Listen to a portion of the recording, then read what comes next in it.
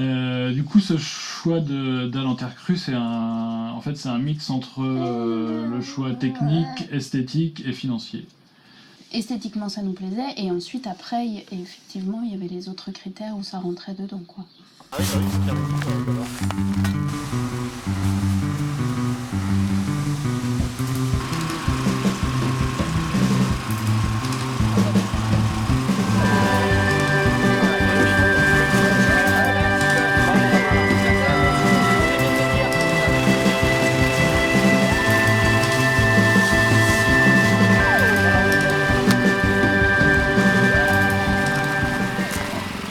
Donc moi je suis Yannick Lemaître, en fait je suis le conseiller technique d'Ecosin Habitat, en fait, qui est un négoce en matériaux écologiques à la Mézières. Alors déjà c'est un matériau qui est cohérent avec le fonctionnement d'une bâtisse ancienne, où nous on cherche en fait à maintenir un sol en fait qui soit respirant et qui soit pas étanche comme on peut faire dans le bâtiment conventionnel.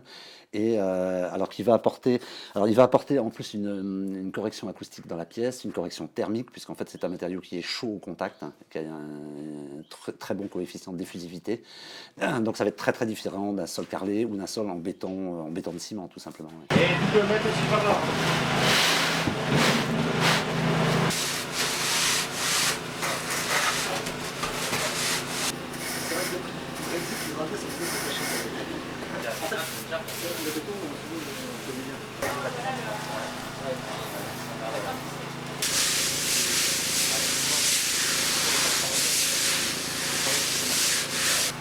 Ah, ce que j'aime bien, c'est avoir cette couleur directement sur le chantier. Ouais. Ah, c'est quand même plus joli.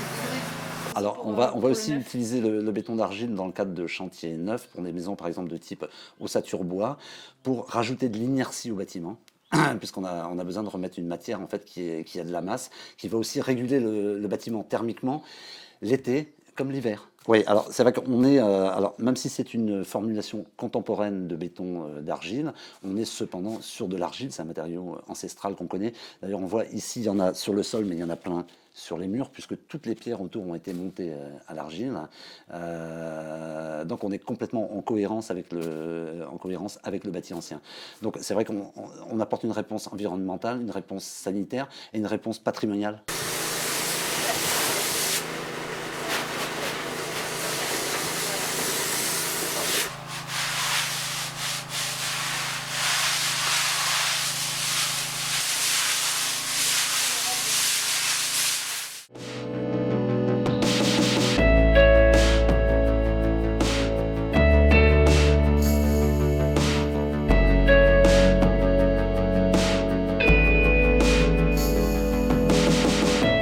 We are older, taller in the crowd, watching TV slide.